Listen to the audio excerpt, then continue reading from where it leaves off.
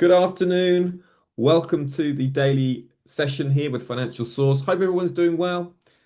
Happy Friday, everybody. Good morning, Osho. Good morning, TM. Mark. Good to see you all. Lovely to be here, folks, and looking forward to getting us ready for the session. Let me just make sure my screen's being shared. That's correct. There we go. Lovely.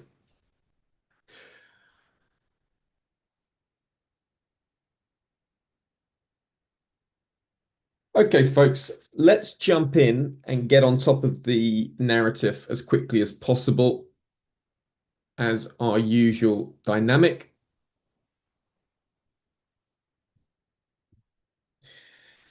So, a couple of things for us to note since the Open. Okay, so first of all, we've got UK former Deputy PM Rayner noting that Gordon and Denton by-election results are a wake-up call and Labour has to be braver. Right, Sky News suggests these marks will be taken as a direct aim at UK PM Starmer and his leadership. There is pressure on the pound right now. This by-election result was a surprise win for the Green Party. Labour normally hold this by-election, and if you extrapolated this forward into a general election, what political commentators are saying is that this means that Labour will lose the next general election. Because Labour are expected to lose the next general election, something needs to be done. The current Prime Minister, Keir Starmer, is seen as a liability by some rather than as an asset going into that next general election. So, as a consequence, the pound is weak because investors are seeing yet more political instability for the pound. It's just constant instability for the pound, has been through a series of prime ministers across the Conservative and Labour Party, and now the Labour Party are being hit with the same negative sentiment. So the pound, you can see at time it was the weakest currency at 7 a.m. as those by-election results came in. So that does help the euro pound buy bias. And I wanted to point a couple of things out technically for you. So, first of all, notice the yield spread, right, is pointing firmly higher again. The technical areas that we're expecting to hold have held that long trend line, that breakout from that channel. So we had a little bit of indecision. We were expecting buyers down at that 8,700. Didn't quite get down there, but I've maintained my longs. I've added to longs as I've gone above these highs. This is an attempt at a breakout of this level. Now, if you look at this on the monthly chart, what this is saying, and you can see this is very clearly, this is a bullish engulfing bar. So what that means is sellers thought, okay, hooray, we're taking it down to this level, close above, and it's a bullish engulfing bar above this potential trend line here. Okay, so that shows a rejection of that level. We looked at that on the daily, and price looks like it wants to move back up to the test those highs, and I'm looking for a target around that 8,830 region. Right, so I've just extended my target because that's looking pretty strong. And if you look at the last few bullish engulfing bars we've had on the euro pound, you'll see that they've been pretty reliable on the monthly chart. Bullish engulfing bar up to near term resistance. Bullish engulfing bar up to near term resistance. Um, Bullish engulfing bar, right? Maybe up to near, maybe the 900 even, right? I definitely think the 8,830 is reasonable in the short term. So that euro pound buy bias remains. I know, Osho, you're in that euro pound trade. Um, and political instability is just underpinning this pound weakness. And that's, it's about, I think it's 60% chance that Keir Starmer is going to be gone by the summer. Yeah, it's this by-election result has just really freaked markets, and investors just seeing, okay, that there isn't that much um, clarity out there for the pound. Um, so I've added to the longs taking above those highs. So remains to be seen, but as it stands, the yield spread still supporting euro pound to the upside. And if you remember the broad outlook, it's the interest rate differentials that were underpinning this move.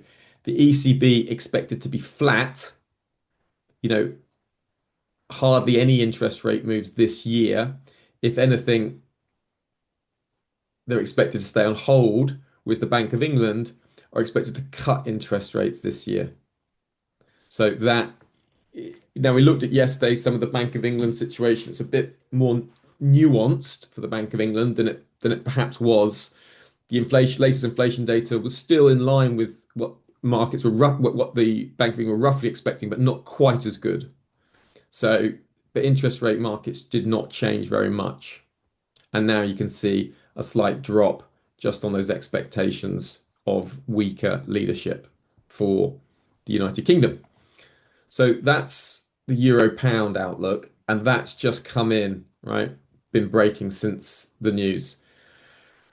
We've got this PMI, CPI data out of Europe. It's not likely to move markets much because it's just not in focus right now.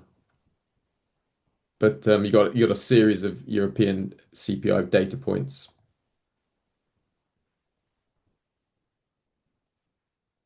Now let's go to the daily European Open News. Asia Pacific stocks ultimately higher heading into month end. Remember this dynamic. You tend to see stocks tend to benefit around the turn of the month. So if you look at intra-month, let's look at here we go. Let's look at turn of the month here.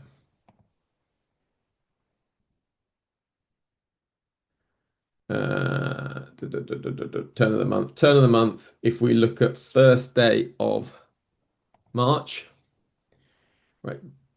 Generally, you tend to see an uptick around the turn of the month from the first sort of around this window. You tend to see gains, but interestingly, the S&P 500 is quite negative for the first day of March. There is positioning going on, so that'd be interesting to see that dynamic. Now, I'm a bit surprised to see that because normally, if you just look at the first day of the month, do you see it's normally a bias to the upside generally, but the first day of March, so just be careful. Seasonality is pointing towards a weaker period. If you look at just around the turn of the month, the day before and the day after, yeah, okay, still a little bit higher.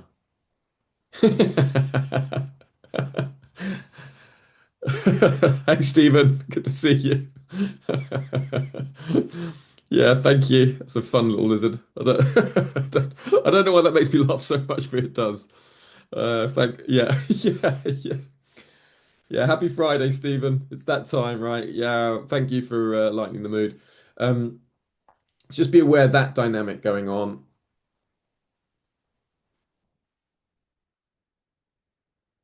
Yeah. US Iran negotiations are going on. Um, there's a slight kind of mood that's rippling through markets that there's going to be some kind of deal done. But if this US Iran negotiation breaks down, like we saw yesterday, we saw sudden dollar strength coming in. We saw sudden gold strength. It took a while for it to get there, but it came in. We saw oil spike higher and a little bit of yen strength. So that's what you'd expect. So watch out for that. US Iran talks breakdown. Expect gold upside, dollar upside, oil upside. They're only pricing in about, it's about 50-50 chance whether the US strikes Iran or not. So that's where we're at. So it's not all priced in. So there's opportunities there if you have a surprise move. Now there's not much. There's PPI data coming out from the Fed, but that it's not massively market moving. I'm just seeing yen firmer after Tokyo CPI data.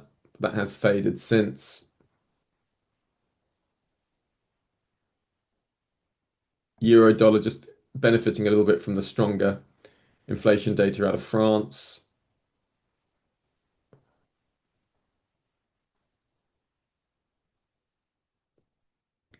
Yeah, so today, really what is out there? Um, let's just go through yesterday's tradable opportunity. So first of all, that dollar yen with a nice dip down to that option expiry level just overnight, triggered in. So for there, I would definitely take 50% off and then just leave the rest at break even. If we saw US Iran strikes, here or over the weekend, yeah.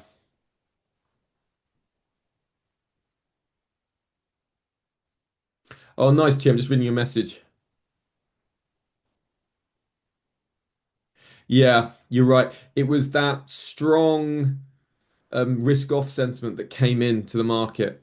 And when we saw equities selling off quite heavily, um, and that mood built, didn't it? And then the US Iran headlines made it worse. Yeah, it was. We were trading the ES futures, and there was a cup. We got a one short, one long, and then one short later in line with that move. Yeah, yeah. The reason the dollar yen was quite flat because the dollar and the yen both benefit from the risk off trading. So you had dollar strength and yen strength, and they kind of just evened each other out. Right. For me, I was just happy with that tiny stop. So if the yen strength dominates, you just go straight through it, fine. But otherwise, just a little tiny stop, and you can potentially get in on it. The euro dollar trade, the way to have handled that is the sell would have come in intraday. I still think this area is still valid, right? Um, but we had the move down, and you take 50% off down there, right? Break even. But if you're still in that trade, that's absolutely fine. Like that's still the valid area. You see, this is the turning point. You see, you're getting priced false breaks, false breaks, false breaks, false breaks. So that should have been something for you yesterday on the euro dollar. Look, I know you got it, TM, but for anyone else, it's just that's the move. That's the very small stop you want. Um, apart from that, the only thing to be looking out for that I can see today is the PPI print. And if this comes in super hot, then that should give some dollar strength. Yeah, yeah, makes sense, TM. Yeah, let's have a quick look at the Aussie US dollar. Where is it?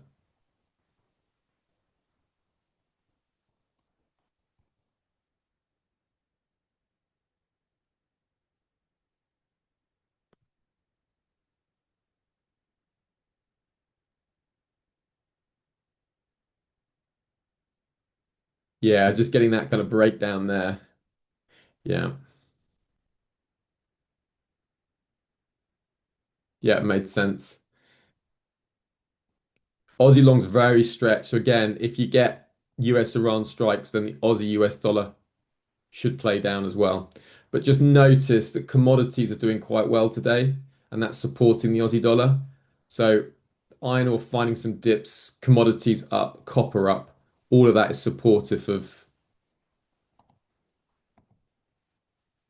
the Aussie dollar.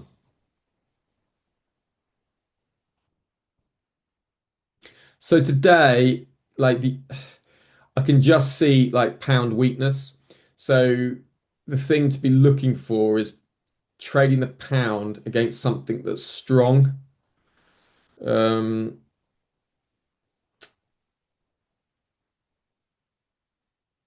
so pound dollar shorts could be quite good on risk off trading today. If we do get heavy risk off, then look out for pound dollar shorts. Otherwise, there isn't really much out there today, folks.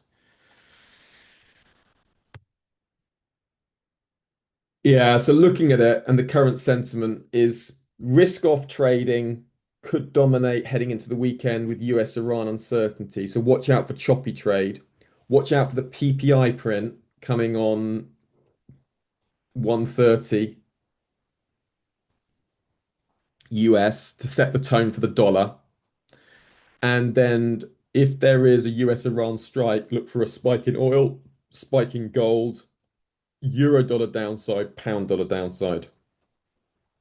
and potentially Aussie US dollar downside, but just be careful of the Aussie because of the strength we've got in copper and commodities. That's what I'd look at today. All right, folks. Happy Friday. I'll see some folks later for the future session. Otherwise, do take care and look forward to seeing you later. Bye for now, folks. Yeah, cheers, TM. And you. And you, Osho. See you, Stephen. See you guys.